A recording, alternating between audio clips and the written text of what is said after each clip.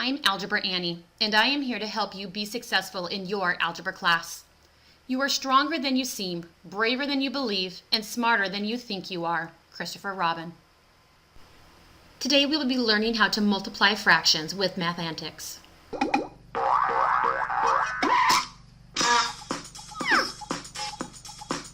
You've probably noticed that we've been talking an awful lot about fractions around here lately.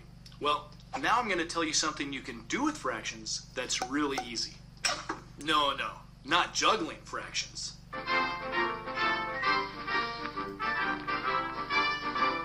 Although that is pretty easy for me. I'm talking about something even easier than that. I'm talking about multiplying fractions. Multiplying fractions is super easy. In fact, it's easier than adding fractions, and that's why we're going to learn it first. The reason it's easier is because fractions are really just division problems, and multiplication and division get along much better than addition and division. Now, since fractions are division, that means if I have the problem 1/4 times 2/3, it's the same as the problem 1 divided by 4 times 2 divided by 3. That means I have both multiplication and division in the same problem. And because they get along so well, that means I can just rearrange our problem to look like this. Now it looks like two multiplication problems that are being divided, and it looks just like a fraction. In fact, if we go ahead and do the multiplications, 1 times 2 equals 2, and 4 times 3 equals 12, then we do have a fraction, and it's the answer to our problem. So what does all this mean? Well, it means that to multiply fractions, all you have to do is multiply the top numbers, and then multiply the bottom numbers, and ta-da! There's your answer. As always, let's see an example or two. Let's try this problem, 2/3 times 4/5. Now we could rewrite the problem like we just saw, but that's not necessary as long as we remember the procedure. First, we know our answer is going to be a fraction, so let's go ahead and write a new fraction line for it. Next, we multiply the top numbers. 2 times 4 equals 8, so 8's the top number of our answer. And last, we multiply the bottom numbers. 3 times 5 equals 15, so 15 is the bottom number of our answer. There we have it. 2 over 3 times 4 over 5 equals 8 over 15. See how easy that was? And fun, too. Even funner than video games. Okay, time for another example. Let's try 6 over 11 times 7 over 8.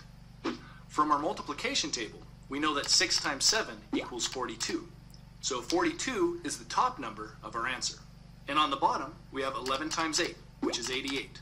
So 6 over 11 times 7 over 8 equals 42 over 88.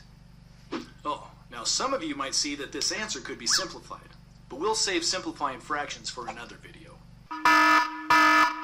But wait, we know how to simplify the fraction 42 over 88. As we learned in the simplification video, we need to prime factorize 42 into 2 times 3 times 7.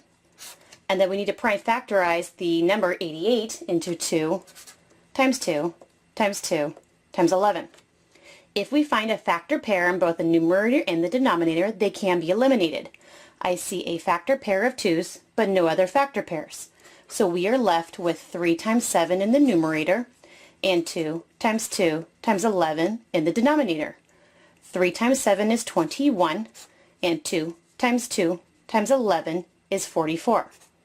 21 over 44 is our simplified answer. All right, let's see one last example. Here it is. 1/2 times 4 over 3 times 3 over 5. Wait a minute.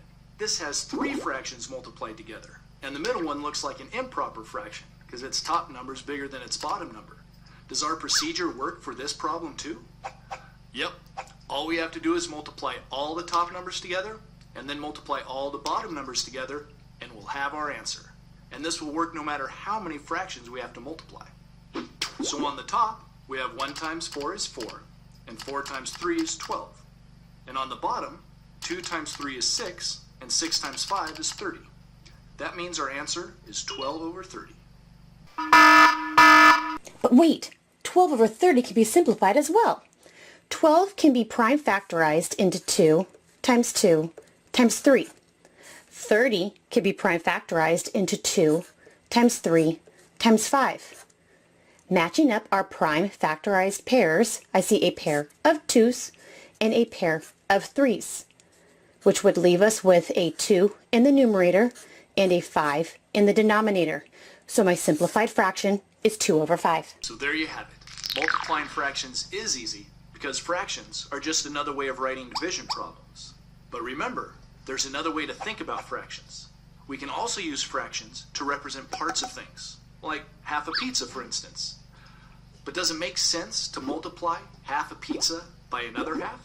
Actually, it does. If you're thinking of fractions as parts of something, then multiplying fractions is really like taking part of another part. For example, here's half a pizza.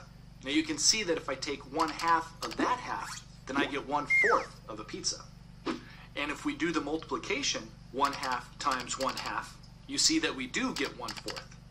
So that's why you can think of multiplying fractions as taking part of another part. In fact, sometimes, especially in word or story problems, you'll see multiplying fractions written using the word of instead of times. They may ask, what's 3/4 of 2/3? And now you know they just mean, what's 3/4 times 2/3? So, whether you think of fractions as parts of something or as division problems, the procedure for doing the multiplication is exactly the same. Let's do a quick review of what we've learned. Multiplying fractions is even easier than adding fractions. It's easy because order of operations says that we can do the multiplication before the division. The procedure for multiplying fractions is to multiply the top numbers to get the answer's top number, and multiply the bottom numbers to get the answer's bottom number. If you think of fractions as parts of something, then multiplying a fraction by another fraction is the same as taking a part of a part. And sometimes, especially in word problems, you might see the word of instead of the word times. Even though multiplying fractions is so easy, it's a good idea to practice. So be sure to do the exercises, and I'll see you next time. Make sure your answers are always in simplest form. And coming up next, dividing fractions.